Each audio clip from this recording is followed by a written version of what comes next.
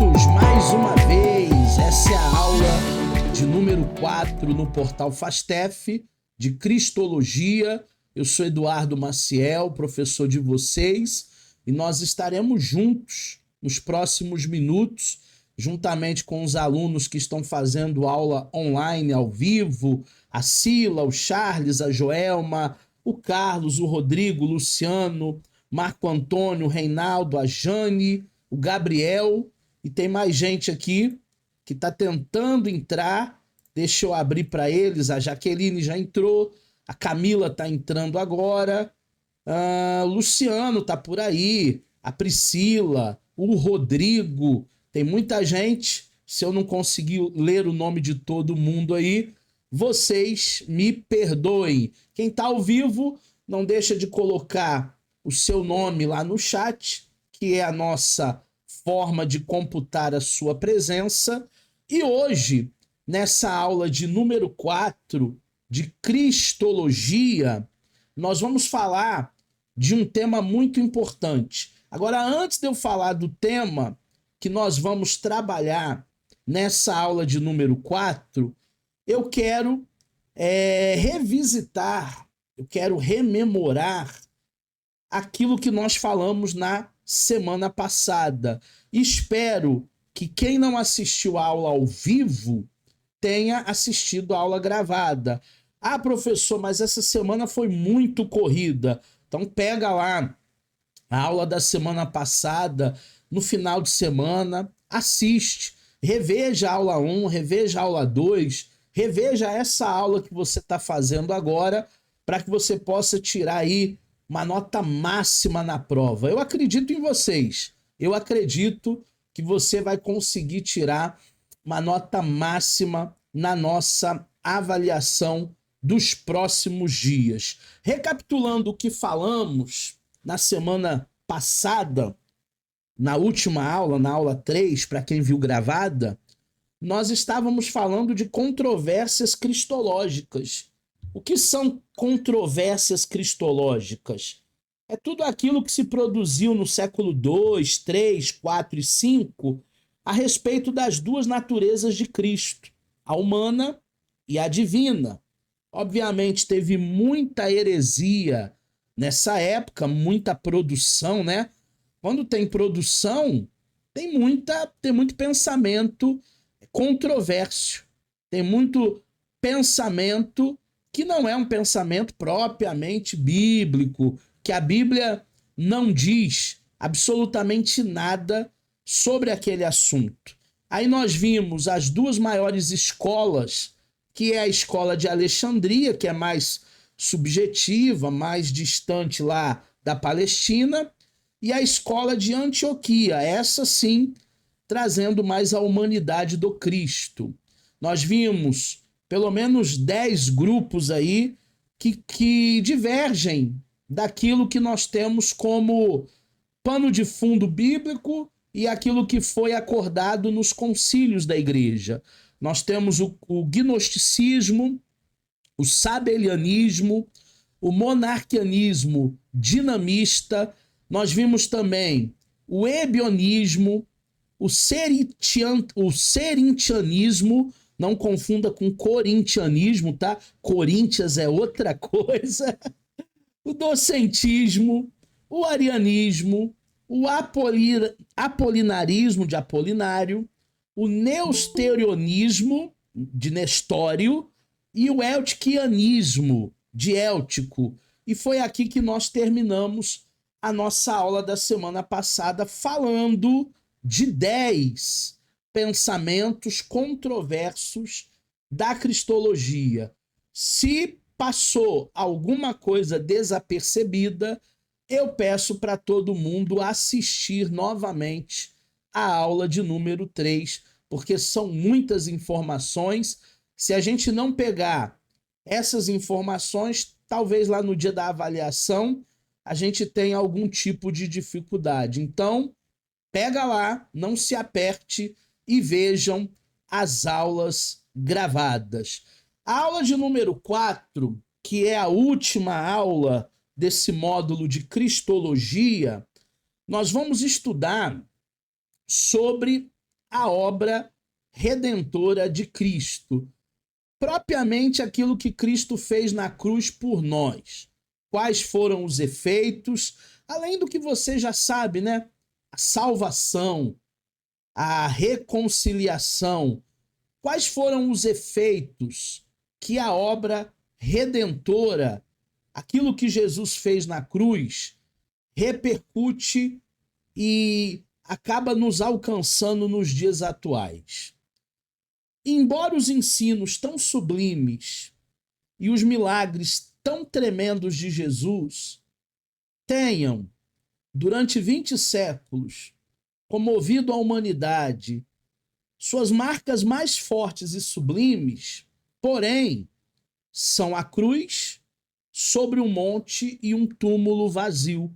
Então guarde isso. A marca mais forte do ministério de Jesus não é milagre, não é ensino, apesar da gente ter muitos ensinos aí para uma vida cristã saudável. A marca do Evangelho de Cristo não é os milagres, os ensinos e aquilo que ele produziu aqui na terra. Mas é o que, professor? É justamente a cruz e o túmulo vazio. E tão fortes foram e são essas marcas que foi principalmente sobre elas que se baseou a pregação apostólica e toda a teologia da Nova Aliança. Quando falamos na Nova Aliança, nós falamos do tempo da graça, que inicia-se a partir da morte e ressurreição de Jesus. Vocês terão uma disciplina, ainda nesse curso, sobre os períodos bíblicos.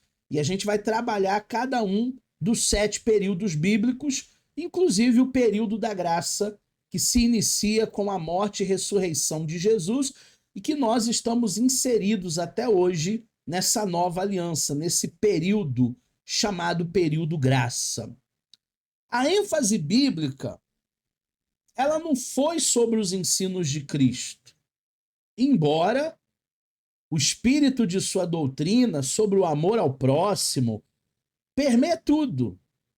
Ele não é o centro da revelação cristã, muito menos ocupa uma grande extensão da literatura apostólica, mas todo o destaque vai para a sua obra. Qual é a obra de Jesus? Sua morte lá na cruz, sua ressurreição ao terceiro dia e sua ascensão. Então, basicamente, é o que nós vamos falar na aula de hoje. Nós vamos falar da morte, nós vamos falar da ressurreição e nós vamos falar da ascensão, da sua subida aos céus. O interessante aqui é que os comentários, as exortações, a revelação, a vida de Cristo, ou a vida em Cristo, melhor dizendo, se resume nisso. 1 aos Coríntios 15, 24. Cristo morreu pelos nossos pecados, segundo as Escrituras. Ressuscitou ao terceiro dia, segundo as Escrituras. Então, a nossa base sempre será as Escrituras sagradas. A nossa base não são as produções da teologia contemporânea, a nossa base não é aquilo que alguém pensa, os achismos, os achômetros. A nossa base é aquilo que nós encontramos nas Escrituras sagradas. Enquanto o mundo vê apenas a moralidade, a igreja enxerga a realidade. Qual a realidade? Que o nosso mestre morreu numa cruz, ao terceiro dia ressuscitou, porque as ânsias da morte não conseguiram segurar ele lá no inferno, diz a palavra lá em Colossenses, e ele está hoje à direita do Pai intercedendo por nós. A obra foi completa. Tetelestai, está consumado. A obra que Cristo se propôs a fazer, ela foi consumada.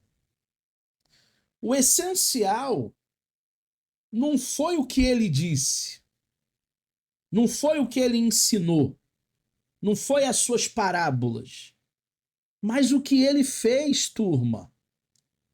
E ainda não o que ele realizou, seus milagres, suas curas, a ressurreição de Lázaro, a ressurreição do filho da viúva de Naim.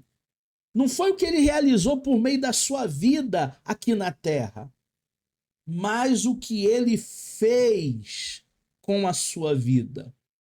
Ele entregou como resgate, como expiação pelo mundo.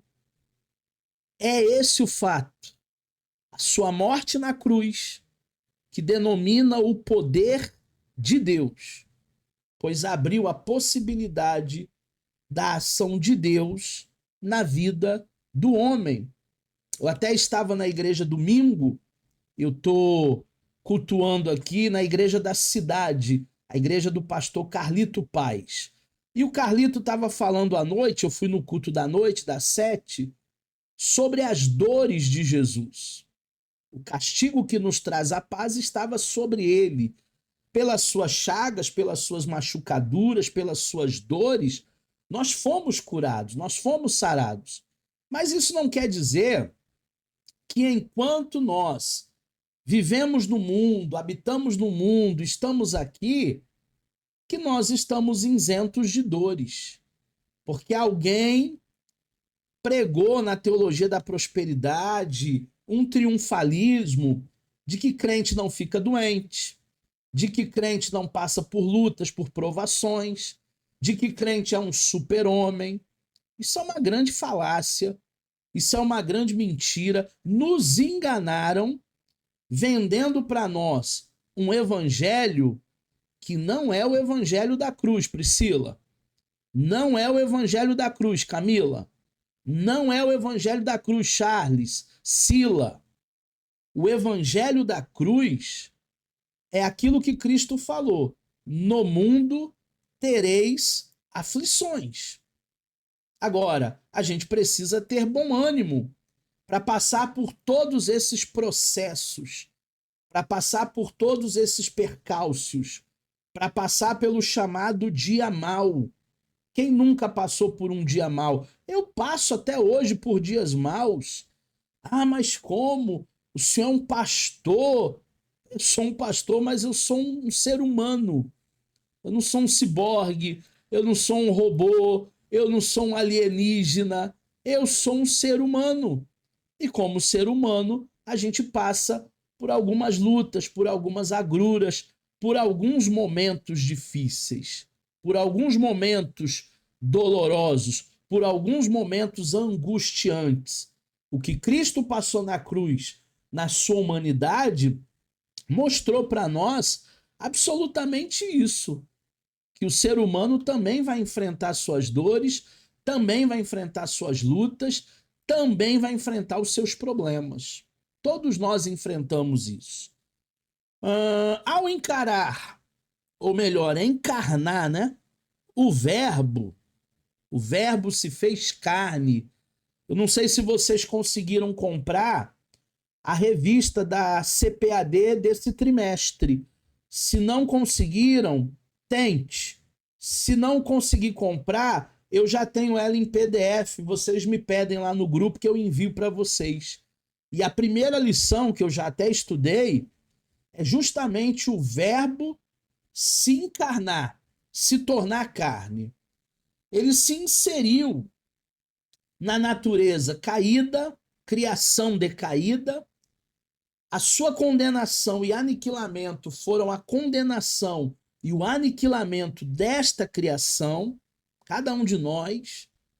E o mesmo se dá com a sua ressurreição, a sua transformação, a sua exaltação, a sua vida, transformação, exaltação de toda a criação. O que Deus pretendia fazer com a criação era destruir a velha e trazer a existência nova. Ele fez por intermédio do seu filho, como diz Romanos 5:2, através de quem temos entrada pela fé a esta graça. Então a intenção de Deus era destruir a velha criatura, a criação decaída no pecado e na morte, e trazer à existência a uma nova criação, um novo ser, que vai andar em novidade de vida, que vai passar a viver uma vida ética, uma vida consagrada, uma vida de louvor, uma vida de adoração, uma vida diferente do mundo ao qual nós estamos inseridos. Esse mundo que nós estamos inseridos nem parece que a gente é daqui. A realidade é essa. Tem hora que você se sente estranho, um estranho no ninho, um estranho nesse planeta, porque nós não somos daqui. Porque a nossa pátria, ela não é aqui. Nós pertencemos ao Senhor. Nós vivemos para o Senhor. Então, a obra redentora é justamente esse Filho de Deus se encarnar, tomar a forma de servo, para que essa humanidade fosse restaurada, fosse novamente enxertada na videira, para que essa criação decaída se tornasse uma nova criação, numa nova perspectiva. É crendo nessa obra que esta realidade invade a nossa existência e se torna eficaz. Isso porque, para Deus, nós estávamos na morte. Ressurreição e exaltação de Cristo. Para Deus, a sua morte foi a nossa morte. Sua ressurreição foi a nossa ressurreição. Jesus, ele ascendeu aos céus. E nós, com ele, nós também vamos para o céu. Quem assim crê, passa para uma nova posição de existência. Passa a viver em Cristo, em união com ele. Por isso que Paulo vai dizer assim: não vivo mais eu, mas Cristo vive em mim. Por isso que Paulo vai dizer assim: viver é Cristo, morrer é lucro. Um dia nós não estaremos mais nesse mundo. Um dia nós estaremos com Cristo. Morrer é lucro. Estaremos habitando na Nova Jerusalém. Estaremos vivendo em mansões celestiais. A profundidade dessa união com Cristo, através da sua morte, porque nós morremos também com ele, através da sua ressurreição, que nós ressuscitamos também com ele, é que é determinada a intensidade da eficácia da obra realizada por Cristo. Quanto mais avançamos pela fé para dentro desta relação com Deus, com Cristo, mais receberemos os efeitos da obra de Cristo. Satanás, sabendo disso, vai querer que você tenha um relacionamento com Deus? Vai querer que você ore mais? Vai querer que você jejue mais? Vai querer que você seja uma pessoa mais ligada com Deus na oração, na palavra? Óbvio que não, turma.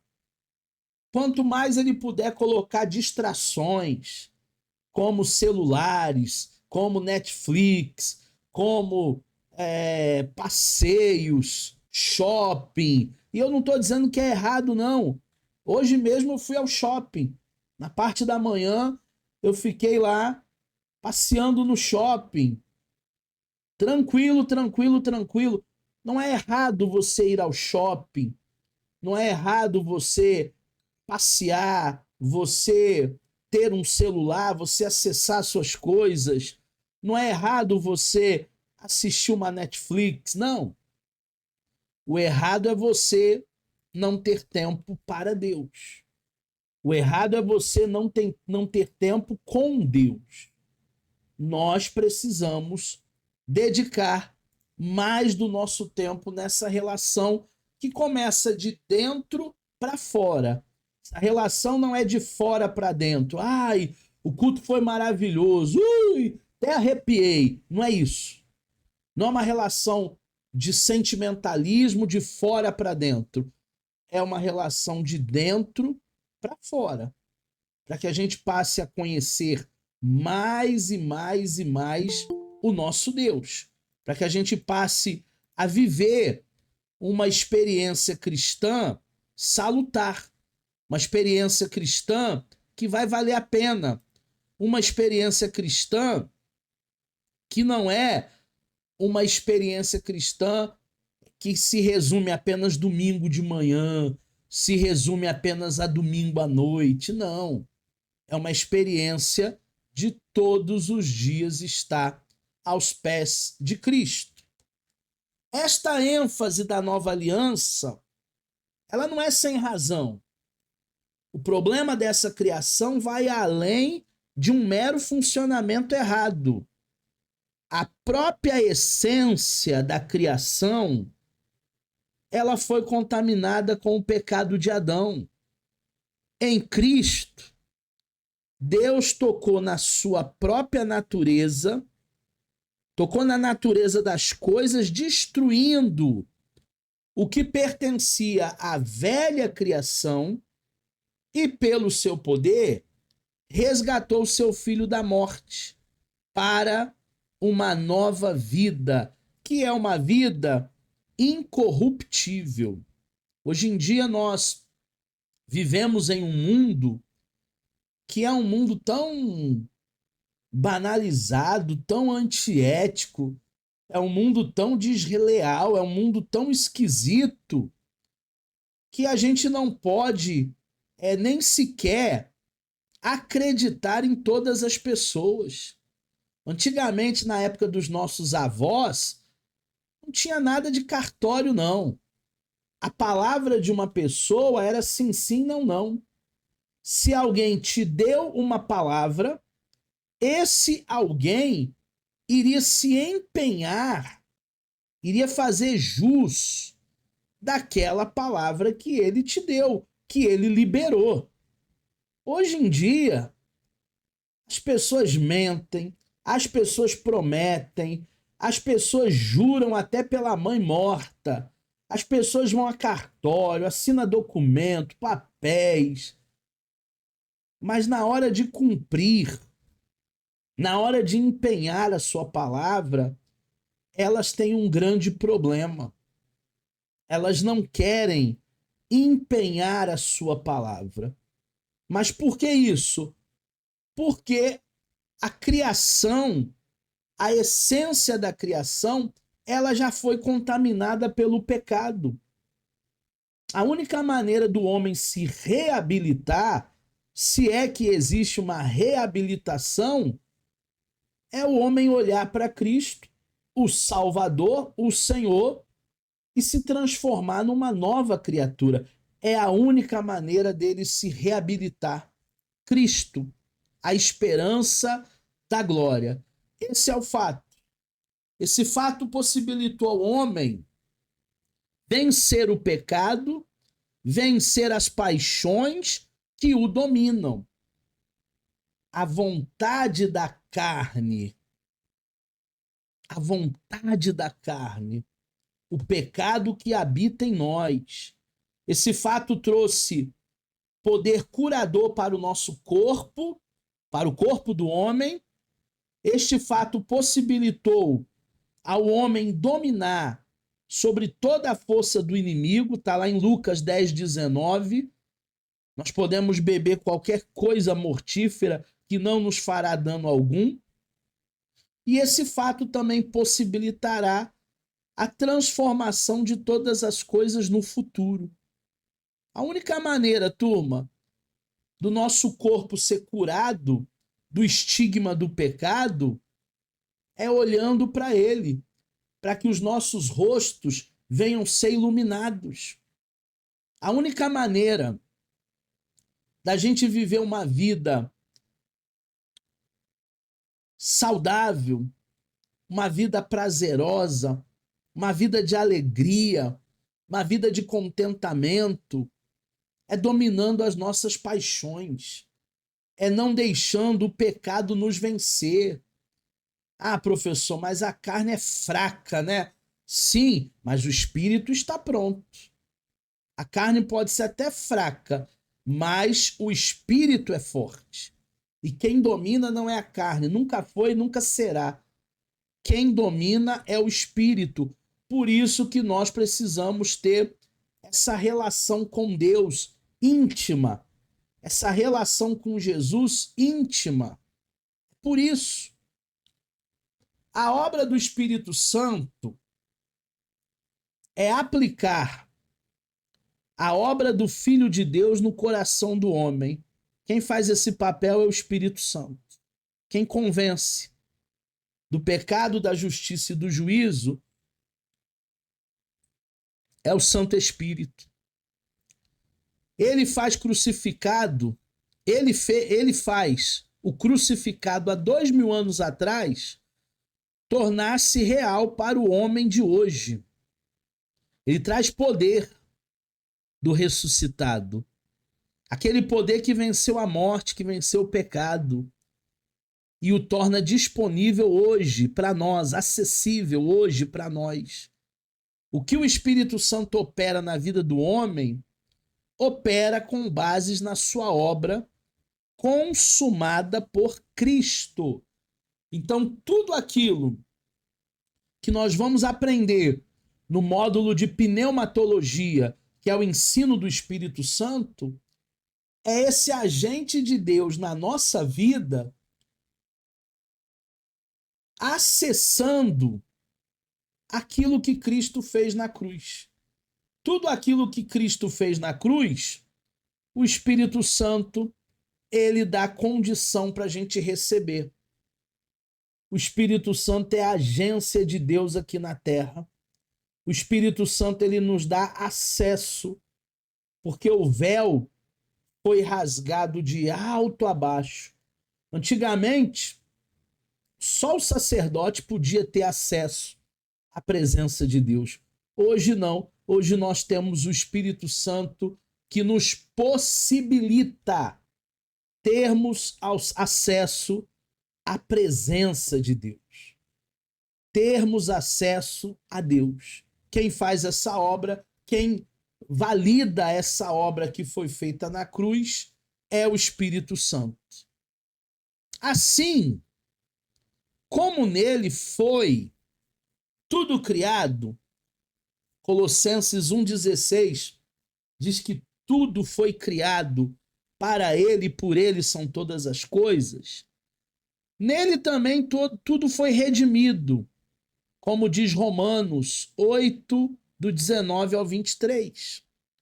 Da mesma forma como ele assumiu a essência da natureza na cruz, na ressurreição ele assumiu a natureza da nova criação, para em breve trazê-la à existência. Nós temos esse simbolismo aqui de sermos redimidos do pecado e da morte quando a gente passa pelo batismo nas águas. O que é o batismo nas águas? O batismo nas águas é o sepultamento da antiga criatura e a ressurreição da nova criatura. Quando somos levados às águas, nós estamos morrendo em Cristo. E quando somos levantados das águas, nasce uma nova pessoa, uma nova criatura, ressurreta, redimida em Cristo Jesus. Então, o simbolismo do batismo traz muita coisa boa para a gente. Porque nós morremos em Cristo no dia que nós nos batizamos. Eu me batizei no dia 24 de novembro de 91.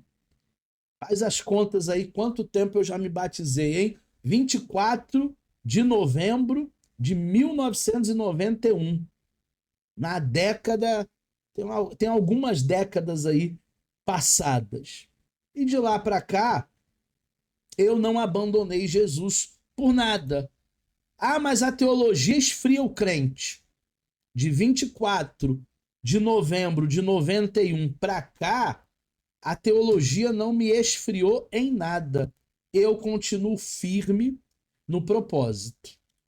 Em suma, o nosso relacionamento com Jesus nos leva a morrer para a corrupção e viver uma nova vida.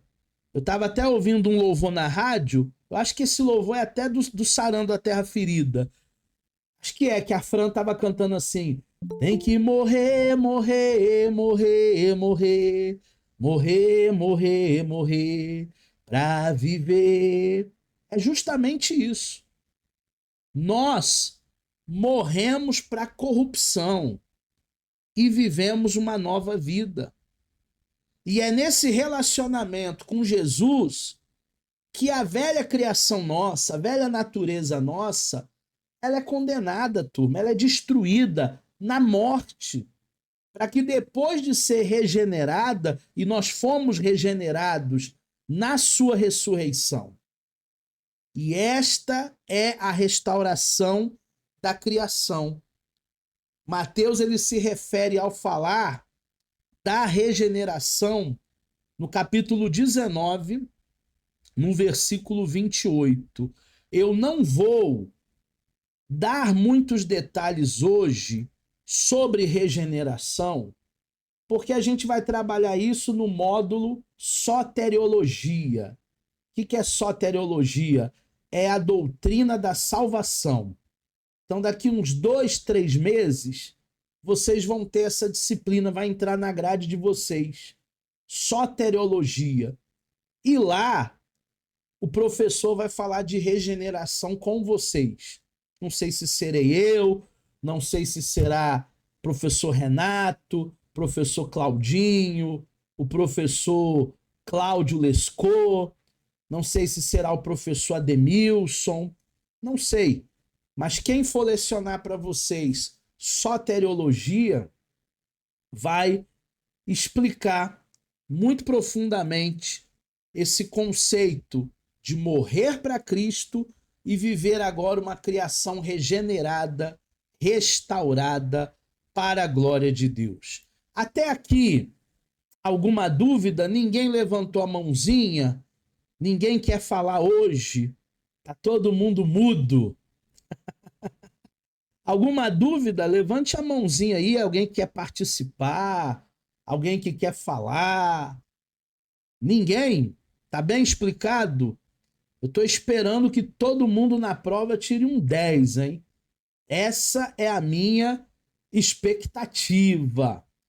A avaliação, daqui a pouco eu explico. Quando terminar a gravação aqui para os alunos gravados, daqui a pouco eu explico como é que vai ser a nossa avaliação. Vamos falar agora, já que ninguém tem dúvida, ninguém levantou a mão, sobre a morte de Cristo. O texto de Hebreus 9:22 vai dizer que sem derramamento de sangue não há remissão. O pecado, desde que surgiu no mundo, ele cobra um preço. E o preço é a morte. Tudo aquilo que está em desarmonia com Deus deve perecer. Por isso que Romanos diz: o salário do pecado é a morte. Porque o pecado em si não é ruim, não. O pecado em si, ele é muito gostoso, ele agrada a carne, ele satisfaz a carne. O pecado não é ruim.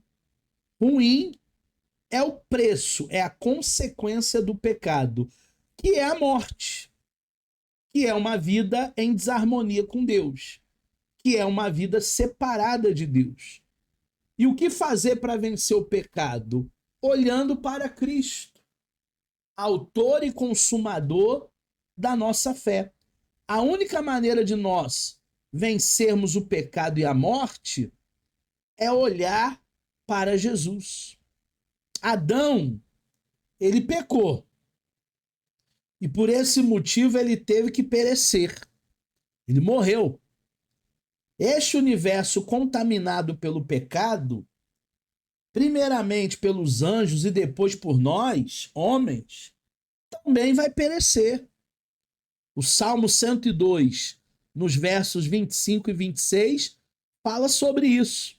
Eu não vou ler o texto, mas eu deixo como dever de casa você anotar todas essas referências e fazer o seu estudo periódico. Inflexivelmente, essa é uma determinação divina que não pode ser revogada. Então, se Jesus não voltar, Luciano, a gente vai morrer fisicamente. Se Jesus não voltar, Carlos, a gente vai morrer fisicamente, não espiritualmente, porque o espírito é eterno, com Deus ou sem Deus. Mas se nós não olharmos para Jesus, autor e consumador da nossa fé, a gente perece. Por causa do pecado, se Jesus não voltar antes, a gente vai morrer, Márcio. A gente vai morrer, Sérgio. A gente vai morrer, Priscila. Ai, mas eu fico apavorado só de falar da morte.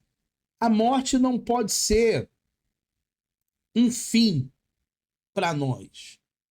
A morte é o início de uma vida eterna, o início de uma vida melhor do que aqui.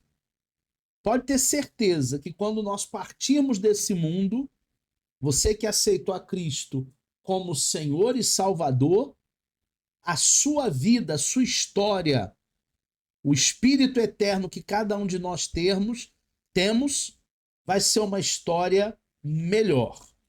Apesar desta aparente falta de solução para a morte física, a divina sabedoria e o divino plano, divino amor de Deus conceberam um plano que redimisse tudo e assim mesmo que não quebrasse a lei, porque Deus ele não quebra a lei.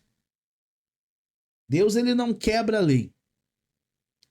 Alguém que estivesse fora da criação e não contaminado por ela, tomaria o lugar das coisas criadas, recebendo sobre si a maldição e a culpa que lhe pesam a remiria. Então Deus teve um plano. Eu tenho que enviar alguém para esse mundo que não foi contaminado pelo pecado.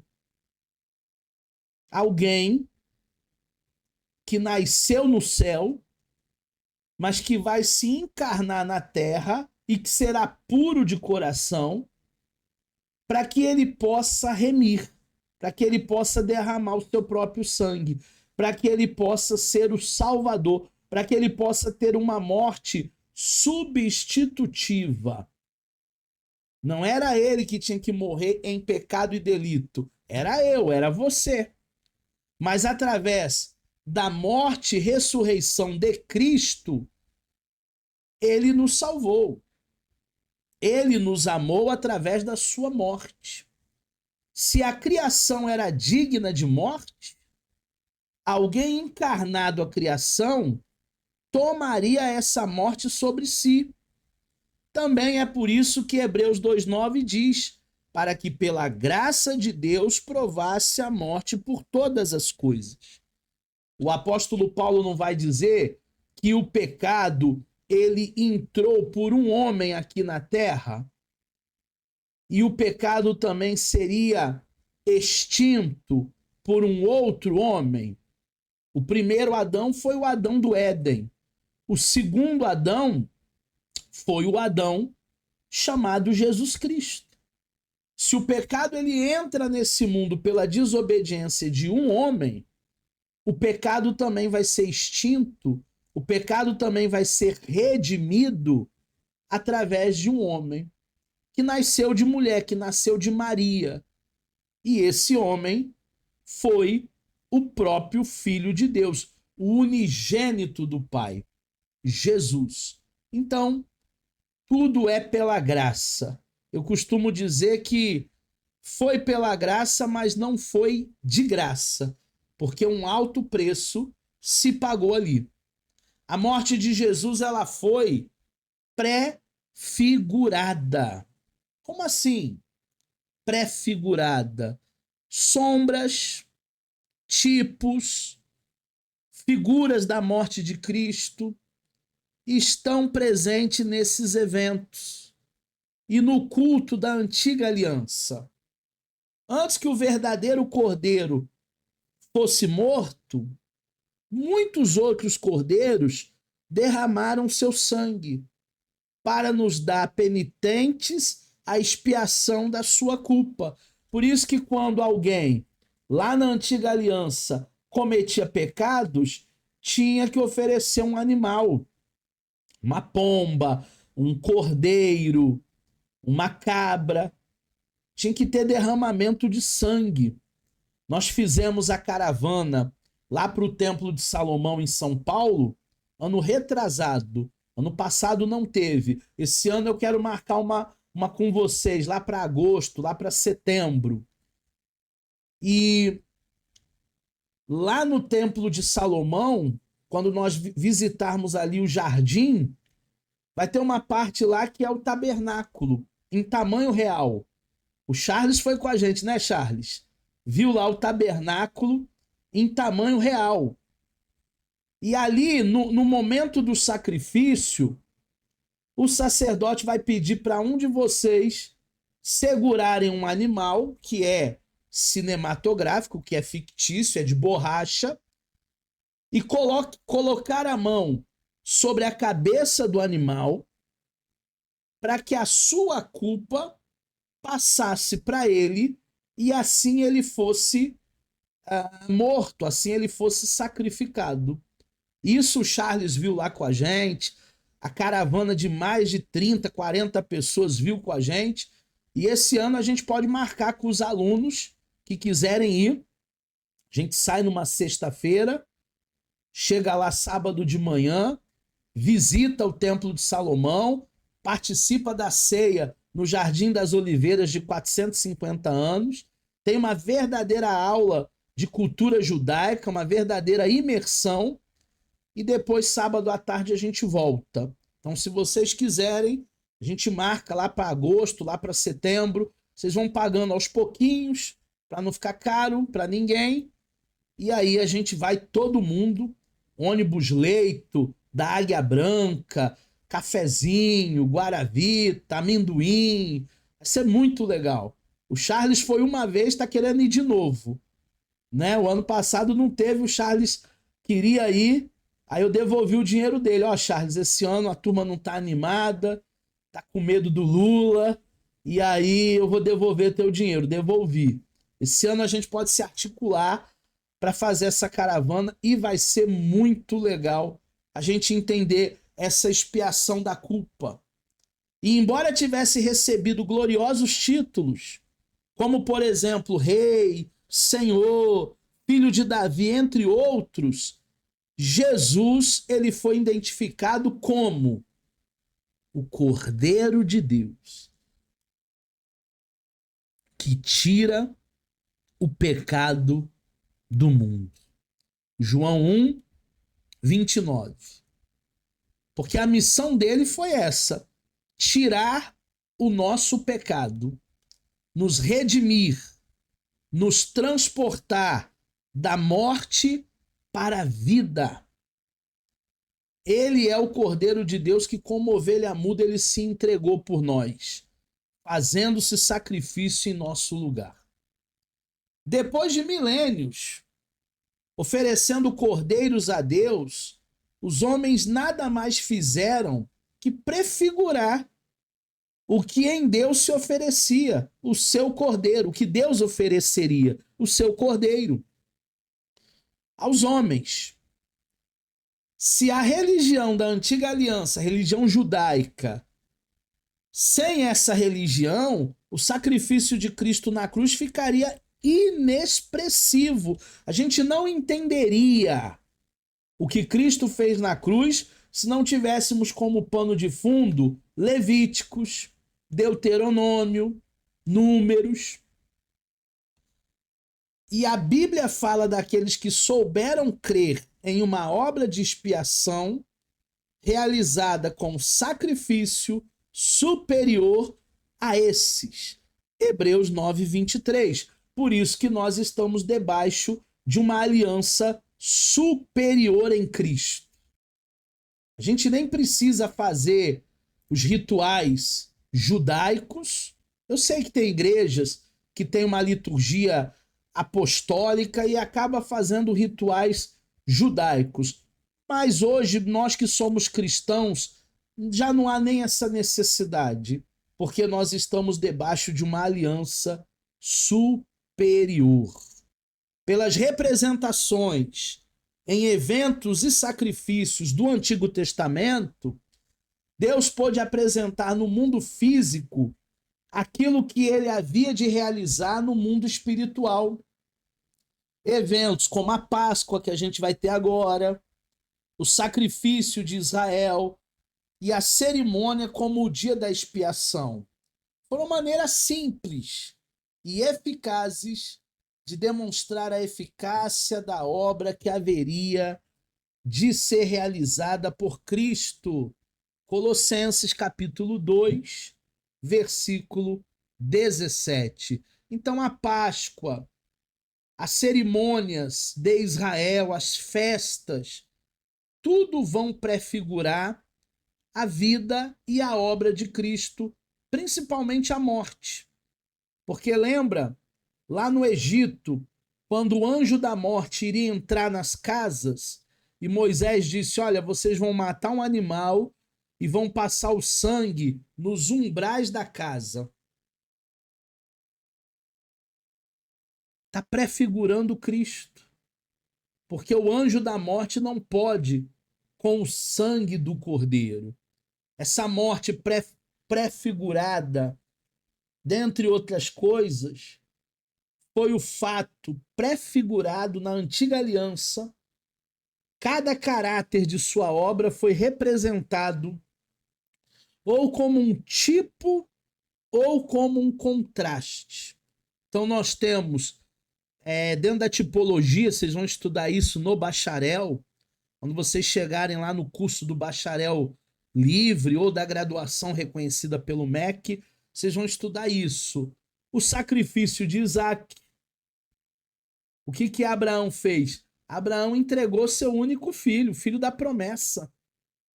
Ele era um antítipo de Cristo. Isaac é uma tipologia do Cristo. O Êxodo, quando o povo sai da escravidão egípcia e vai para a terra que mana leite e mel. Quem é o libertador? Moisés. Moisés é um tipo de Cristo. Dentro da tipologia, a aliança de sangue, que nós vemos os pactos de sangue, a própria cerimônia do Yom Kippur, que o judeu pratica até hoje. O que é o Yom Kippur?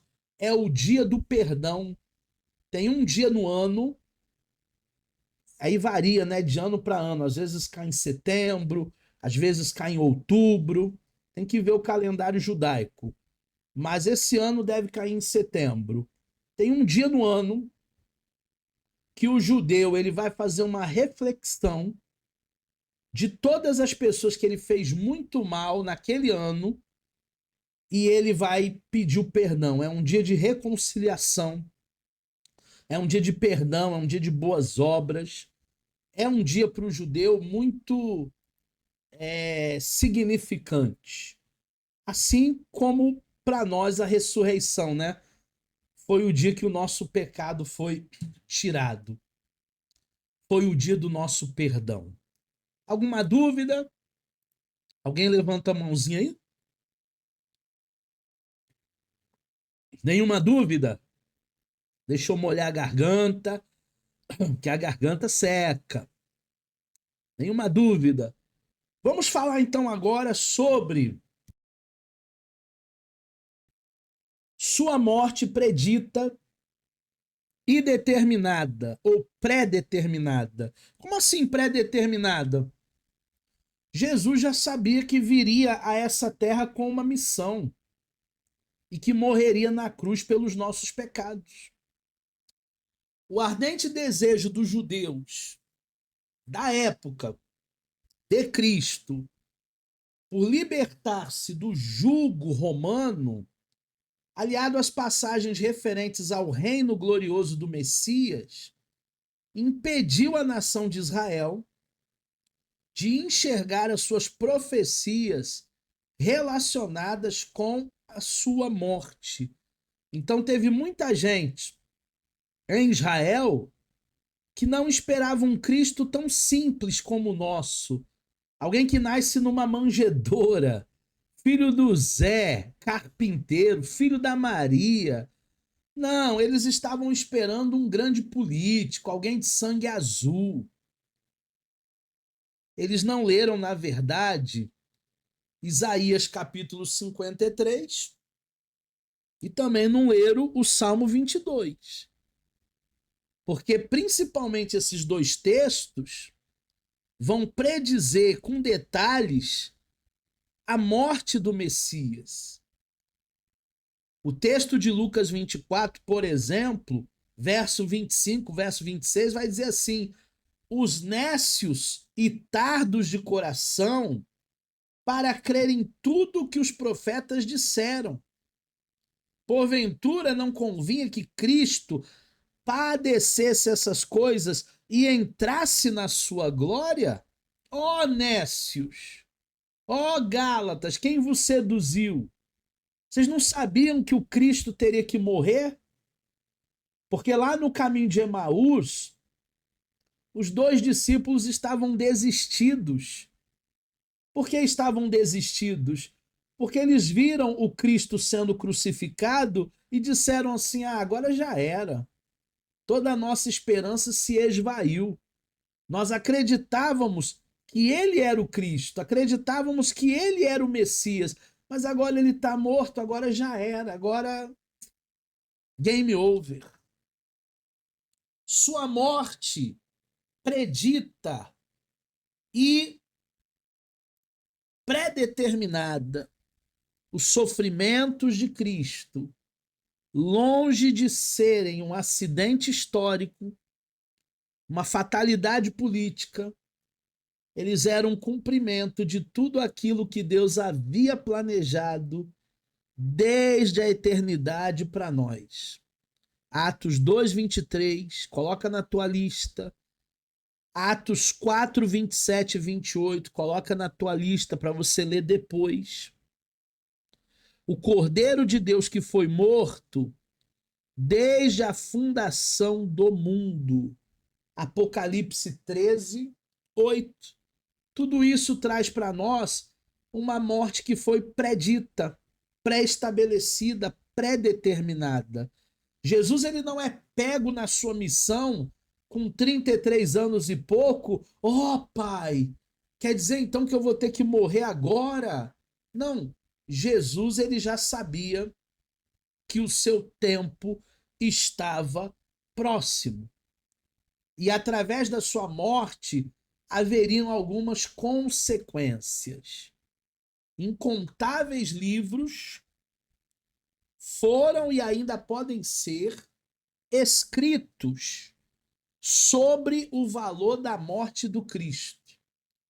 Não foi como vimos, uma fatalidade, como querem alguns, apenas um ato de amor, pois não se pode achar nenhum valor concreto neste ato, a não ser que ele gerasse outros resultados além disso. A crucificação foi um ato de amor? Sim, mas não só isso.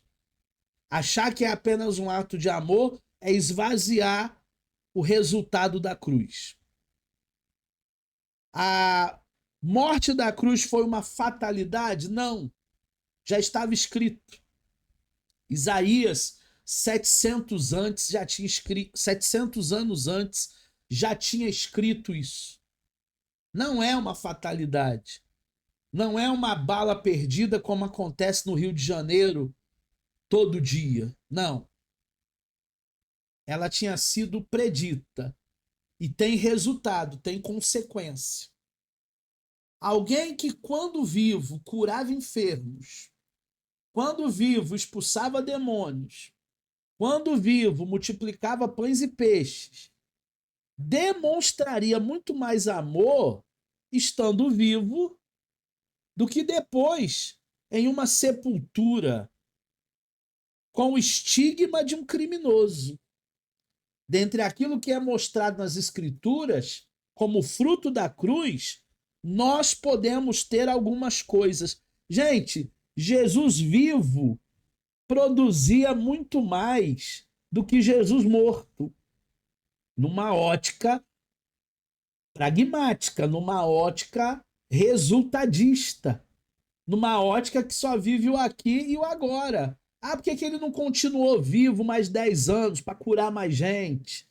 Ah, por que ele não continuou vivo mais 20 anos para expulsar mais demônios? Ah, mas por que ele não continuou vivo mais 30, 40 anos, morreu bem velhinho, para fazer muita coisa boa naquele tempo presente? Porque a morte de Cristo nos traria outros resultados. O perdão dos pecados, que é muito mais do que uma cura. O acesso a Deus, que é muito mais do que o expulsar um demônio. A destruição do poder do pecado, que é muito mais do que uma multiplicação de pão e peixe. A vitória sobre os poderes malignos, que é muito mais do que uma ressurreição de Lázaro. A união das comunidades judaica e gentílica. A comunidade judaica crente, a comunidade gentílica descrente. A ressurreição. Gente, essa é uma lista que a gente precisa ler, reler, ver, rever, porque são benefícios da morte sacrificial do nosso Senhor. Hoje nós temos perdão de pecado, acesso direto a Deus, sem intermediário, destruição do poder do pecado, da morte, vitória sobre os poderes malignos, que nós temos autoridade no nome do Senhor Jesus, união dos crentes e dos descrentes. A igreja não é para alguns, a igreja é para todos. E a ressurreição. O que Jesus conquistou na cruz, como aquele louvor que a gente canta, né? É direito nosso, é nossa herança. Aí está nessa lista a herança que Deus ele nos dá. Deu para entender? Alguma dúvida até aqui? Charles, Luciano, Reinaldo, Jane, Márcio, Marco Antônio, Gabriel, Leonardo, Joelma, Sérgio, Edivânia. Alguma dúvida? Jaqueline, Rodrigo, Priscila, Camila, Charles, Sila. Nenhuma dúvida? Joelma está dizendo não. Então vamos embora. Não é não. O fato histórico da ressurreição. Com respeito à ressurreição de Cristo, é fato histórico. Isto é, em determinado lugar, em determinado tempo, isso aconteceu. Não é parábola, não é conto da carochinha, não é mitologia grega, romana. Teve um tempo, teve um dia, teve uma época que Cristo morreu. Está na história. Não foi um produto de ficção, como a gente vai ter agora aqui o Alto da Páscoa, maior evento da América Latina, a céu aberto, para mais de 75 mil pessoas. Agora vai ter na igreja da cidade do Carlito Paz o Alto da Páscoa, que é uma encenação, mas a crucificação não foi encenação, foi para valer.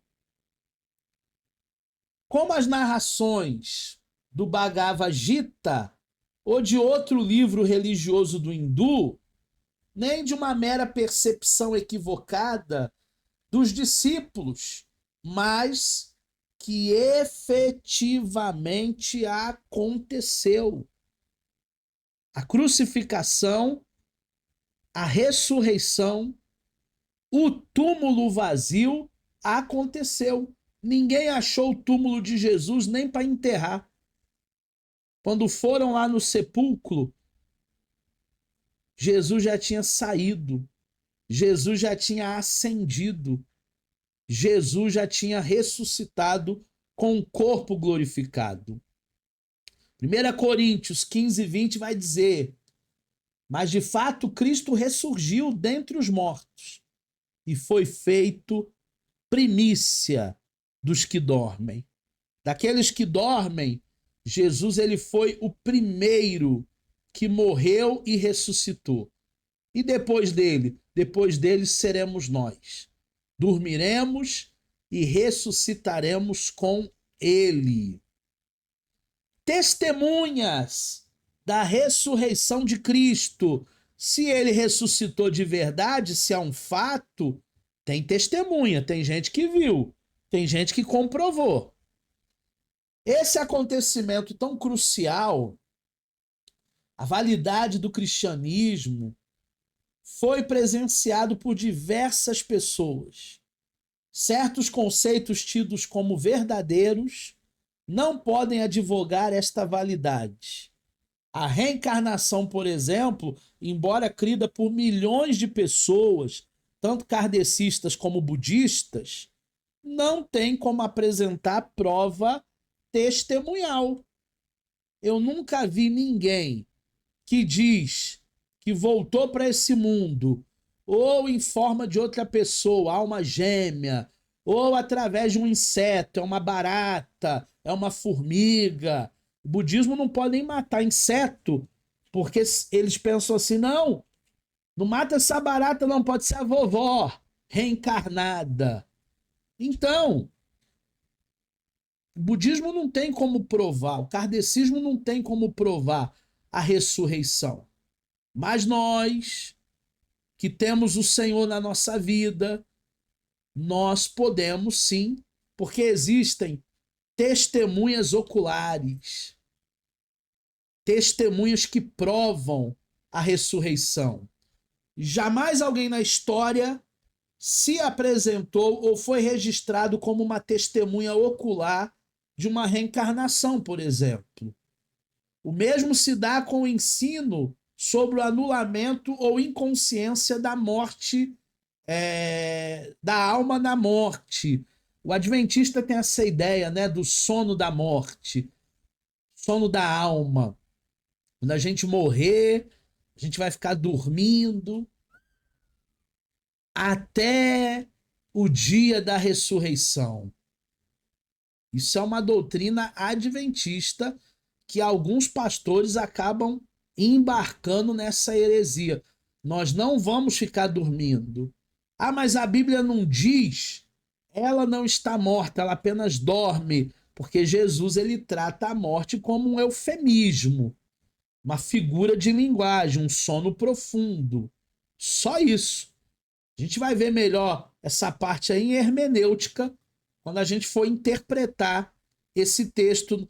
A menina não está dormindo, ela apenas dorme, ela apenas descansa no Senhor. Igual quando a gente vai dar notícia de que algum parente nosso faleceu. A gente não chega e diz assim, irmão, a mãe morreu. Não. A gente diz a mãe partiu, a mãe está na glória, a mãe descansa no Senhor. É um eufemismo. É uma maneira de suavizar a morte. Por isso que a Bíblia fala em sono, mas não é que a gente vai ficar inconsciente quando a gente estiver morrendo, morto.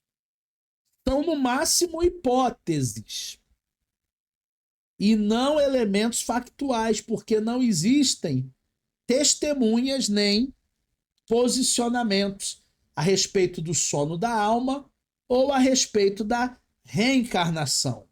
Mas o levantamento de Jesus dentre os mortos aconteceu e foi visto por diversas pessoas. O apóstolo Paulo, em 1 aos Coríntios, capítulo 15, do 1 ao 8, ele vai analisar, ele vai alistar ali diversas pessoas que viram Jesus ressuscitado. A narrativa dos evangelhos também apresentam outras testemunhas que viram Jesus ressurreto. Fiz uma lista para vocês aqui de 10. Ó. Quem quiser printar, printa. Quem não quiser printar, depois eu mando os slides. Testemunhas da ressurreição de Cristo. Fiz uma lista de 10. Maria Madalena viu Jesus depois de ressuscitado. As mulheres que foram no túmulo com ela também são testemunhas do Jesus ressurreto. Os discípulos no caminho de Emaús, de Lucas 24, também viram o Cristo ressuscitado, corpo glorificado. Pedro viu. Os discípulos viram sem a presença de Tomé. Espera aí que tem mais gente, são 10. Os discípulos viram de novo, agora com a presença de Tomé, o Jesus ressuscitado. Próprio Tomé viu e pediu para botar a mão na sua chaga. Os 7 discípulos a caminho do Mar da Galileia, lá no Mar da Galileia. Os 11 discípulos lá no Monte da Galileia. Mais de 500 pessoas de uma só vez. Printa aí a tela, hein? Printa aí. Print, print, print, print. E todos os apóstolos viram. É muita testemunha. Não é uma imaginação, não é uma ideia de alguém. É muita testemunha que viu Jesus depois da sua morte. Já estamos nos encaminhando para os minutos finais, tá? Já estou terminando já. O significado da ressurreição. Mas por que esse fato é tão importante, professor Eduardo? Qual o significado de tudo isso, a ressurreição de Cristo? E de toda a profundidade teológica que esse fato envolve? A gente pode destacar algumas coisas. Primeiro, letra A vitória definitiva sobre a morte. Letra B, o efeito espiritual da ressurreição. E letra C, a certeza que também nós iremos ressuscitar. A única certeza que eu tenho de quando eu fechar os meus olhos aqui na terra e abrir lá na mansão celestial é que eu ressuscitei com Cristo. É a única certeza que eu tenho. A certeza de que um dia passaremos dessa vida física para uma vida absolutamente espiritual. E o nosso último assunto da noite, já nos últimos minutos de aula, é sobre a ascensão de Cristo. Eu gostei dessa foto aí azulzinha. Essa foto azulzinha aí ficou muito legal. O fato de Cristo ter subido aos céus e ter assentado à direita de Deus Pai não foi apenas um deslocamento geográfico. A riqueza e os efeitos desses acontecimentos são de alcance ilimitado e, junto com a sua morte e ressurreição, constitui a coluna vertebral da sua obra. Então lembra que nós começamos com a morte, depois passamos para a ressurreição e por último agora a gente está fechando na ascensão. é a coluna vertebral da obra de Cristo. Cristo, ele fez exatamente assim. Esse fato testemunhado e registrado, tal quais os demais acontecimentos de sua vida, ele não apenas subiu ao céu, mas ele retornou no seu estado anterior junto ao Pai, 100% Deus. Agora, como homem glorificado, a sua glorificação tem um profundo significado em sua obra. Sabia que nós também receberemos um corpo glorificado, sem defeito, sem ruga, sem cansaço? Ontem eu fui fazer uma caminhada aqui na minha cidade, quando estava dando lá uns 50 minutos, 60 minutos que eu tive que fazer uma subidona, eu já estava abrindo o bico, irmão. Tô ficando velho. Antigamente eu subia no trote. Agora nem a 5 por hora eu tô conseguindo subir. Mas nós receberemos um corpo glorificado, que não tem cansaço, que não tem ruga. É um corpo divino, como Jesus recebeu. Jó, ele lamentou, lá no seu caso, que ele não possuía um intercessor, um mediador que servisse de árbitro entre ele e Deus. Esse mediador se tornou patente na pessoa de Cristo. 1 Timóteo 2,5, anota esse texto, lê depois. Ele agora atua como sumo sacerdote, intercessor entre nós e Deus, o seu povo, com um ministério efetivo e contínuo. Só tem um mediador entre nós e Deus. É o Senhor Jesus. E glória a Deus, que hoje eu não preciso de ninguém para poder chegar a Deus. Ah, mas eu não preciso do pastor? Não. Não preciso do padre? Não. Não preciso do sacerdote? Também não. Não preciso do discipulador? Não. No quesito conexão com Deus, você só precisa de uma vida no altar, disposição para orar, para ler a Bíblia, para fazer seus devocionais. Soberania, sua posição acima de todo o principado, toda a potestade, é uma posição de soberania e de domínio sobre todas as coisas. Ele foi colocado ao lado do trono do Pai e emana todo o controle do universo. Deus é soberano, Jesus é soberano.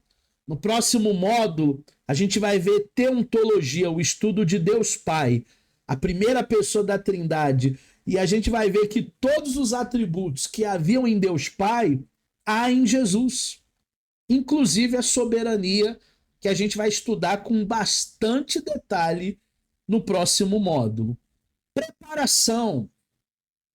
A sua ida aos céus, ou seja, para a casa do Pai, também teve um aspecto preparatório. Ele foi antecipadamente ao local de nossa eterna morada. Na eternidade, todos nós que vencemos, como seus seguidores, participarão dos privilégios que por ele foram conquistados. Então Jesus, ele foi primeiro para inaugurar a nossa morada em Deus. Às vezes eu vejo, né, uma notícia de alguém que faleceu e aí o pessoal coloca embaixo assim: voltou para a sua casa. Não. Como é que voltou se nunca esteve lá? Se nunca esteve lá, não voltou. Jesus sim, Jesus voltou. Agora nós estaremos lá pela primeira vez no céu. E Jesus já inaugurou tudo para nós lá. Vai ser uma grande bênção nós estarmos preparados para a maior reunião de todos os tempos. Lá na sua apostila, no seu material didático, tem vários livros aí, são referências bibliográficas que você poderá comprar.